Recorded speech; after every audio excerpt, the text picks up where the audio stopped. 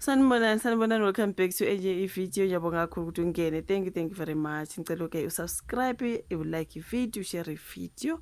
Ubuka ama-ads Nkosi yami, mangabe uqhamuka i-ad ngicela uyibuke ungayiskip. Kuyasiza kakhulu ukuthi sikhule siyishanele guys. Asikhulumeni ngodaba likababa ke uJulius Mkhwanazi oyijulu kumanzi lapho when it comes to the Madlanga Commission bampheka ngembuzo ujulu kumanzi baba Mkhwanazi uthwele nzima you guys sesihlalweni esishisayo akakhona nokuhlala uzasukume yazi usukumama ubuya hlale phansi. I'm like, can you just sit down baba Mkhwanazi, at least noma uzoqamba amanga, at least like just settle down man, iba calm njengomahlala bheka umahlala nangena wahlala laphana wathula bampheka ngembuzo waphendula enzo no abangapheli, did you do this, no, did you do this, no noma kumele athi yes. At least he was calm, esekile njengajahangi ngatatazeli. Manje baba uJulius we hayi ngeke kwaze kwanzima ngalo baba Nkosi yami. Manje amanzi angakaphuza yazi ukumlimaza isisu ngiyazibuza you guys. Ngike ngabona bethi usukume kaningi lokho ecela ukuyi-excuse nje azoya ngasendlini encane like you cannot drink so much water ungayidingi indlu encane you guys.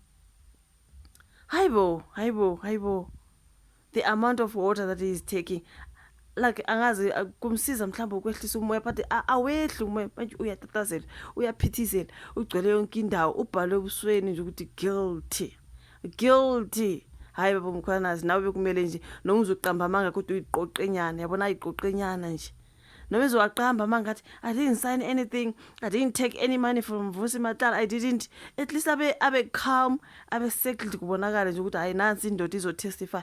Manje na ke uyajumpa ugcwele yonke indawo uyaphithise yo ubhalwe guilty ebusweni kwaze kwanzima ukuthi uvumile ke kodwa eyokuthatha imali kuMatlala you guys.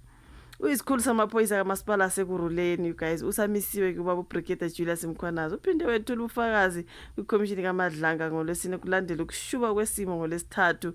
Like he had a very rough 2 days lo baba, ngize ngimizwe a very rough 2 days of testifying. Okay, ngize ngimzwele Nkosi yami noma esephutheni kodwa ngize ngimzwele ngoba hayi wazo watatazela bo wazo nje waziceba emphakathini wazo wasiceba wathi no guys I'm guilty ngithathene niyongivalele jail, I'm guilty. Abuye I do not want to get arrested, I don't want to leave my kids. Hey manje ngoba uyaziceba nje they'll arrest you, usuvele waziceba kudala nje wena.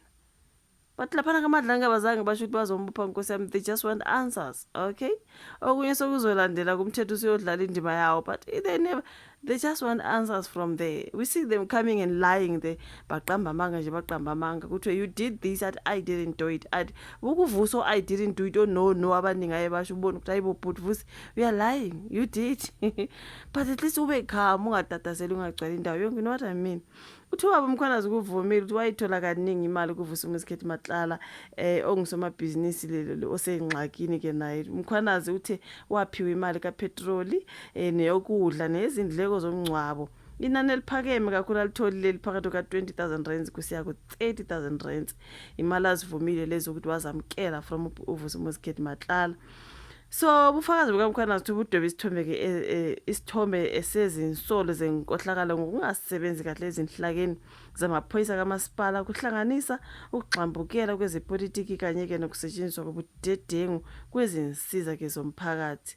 So uyavuma ukuthi wayithola imali kwibhuti Vusi uMaskhethi Matlala baba Mkhwanazi. Hayi angeke bafowethu kwaze kwakubi ngaze ngamzwela ngendlela atatazela ngakhona agcwala yonke indawo ayicebe nje ukuthi hayi icala ngilenzile ngathi ufuna ukuthi yathi ngiyaxolisa yo.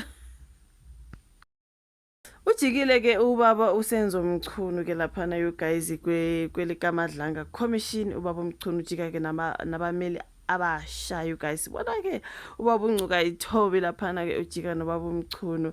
So ukuthi ulaxazwe ithimba labameli ayigadla ngalo ngesikhathi nethwa imvula lapha phambi kwekomiti kaMadlanga.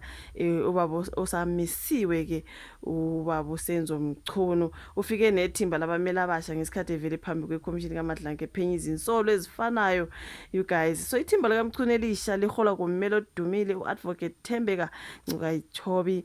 uMchunu wathola kanzima ngesikhathi evele phambi kwekomiti laseParliament kwaba khona izikhawu lapho khona amalungu eParliament asola abameli bakaMchunu ngokumhlinzela ke ezibini. Okay, Kwagcina kugxekwa abameli bakaMchunu emva kokuba ke elethe umbiko ongamampungu wawuthi ke kwadutshulwa kwabulawa usomlomo kamasipala we-OR Tambo umnumzana uXolile Kompela.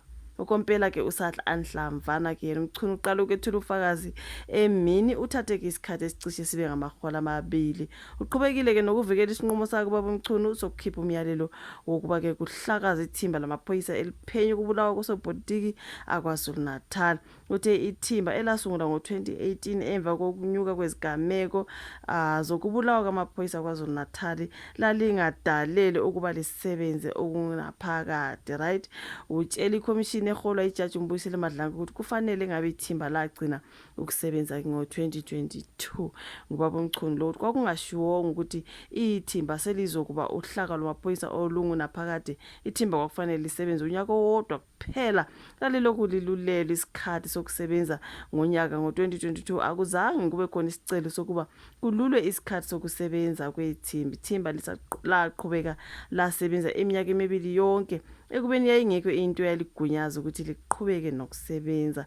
Ubaba uMchunu uqhubeka kwethimba labelo imali emva ka-2022 kuphambene nemigomo ebekele ukusebenza kwemali njengoba ke lalingagunyaziwe ukuthi liqhubeke nokusebenza. Ubaba uMchunu ke loyo uthi isinqumo ke sokuhlakaza sikhuluma nge-PKTT lana you guys, ithimba kwakufanele ke sithathwe nguyena ngoba isinqumo sokuthi lisungule sasithathwe abaholi bezepolitiki. Kukhona lapha abathi kwakungamele kube nguyena uthatha isinqumo sokuhlakaza, kodwa yena uthi hey sasimele leso sinqumo sithathwe uyena.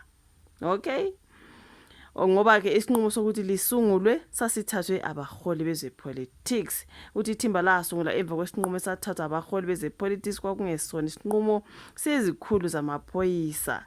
So commissioner wamaphoyisa unawo amandla okusungula ithimba kodwa leli lalingasungulwanga uyena. Uthe ubaba uMchunu sasingeke isidingo futhi sokuthi ithimba liqhubeke nokusebenza ngoba kwakunezinhlelo zokuthi kusungule izinhlaka zamaphoyisa ezikhethekile ezazizophenya amacala ahlukene. Ubezikhulumela nje lapha ubaba uMchunu ukuthi sasingeke isidingo sokuthi ithimba liqhubeke nokusebenza ngoba lenza umsebenzi ofanayo nolunye lwezinhlaka ezazizosungula. Kuningi akushilo nje lapha you guys. Uthi yayingekho indlela yokulandelela ukuthi ithimba liyasebenza kanjani, lisebenzisa kanjani imali elaliyabelwa ke. Uthe kwakungamphethe kahle ukuthi umholi wethimba uLieutenant General Dumisani Khumalo wayephethe izikhundla ezimbili. uKhumalo uphinde abe yisikhulu sezinhloli. So yeah, uthi ngayikhuluma lena ngibona sengathi kwaba yiphuthu ukuthi anikezwe izikhundla ezimbili eshwelekile ubaba uDumisani Khumalo. There is a lot obviously kumele azivikele you guys, avikele izinqumo azithathayo and everything else you guys. So kodwa uthi iPKTT yayivele izohlakazwa still, okay, regardless yayizohlakaza. So wayihlakaza kuthiwa ke isinqumo kwakungasona esakhe ukuthi kwakungesakhe. Kuningi nje lapha you guys. Ubejikile ke ubaba uMchunu ezotestify when it comes to the Madlanga Commission.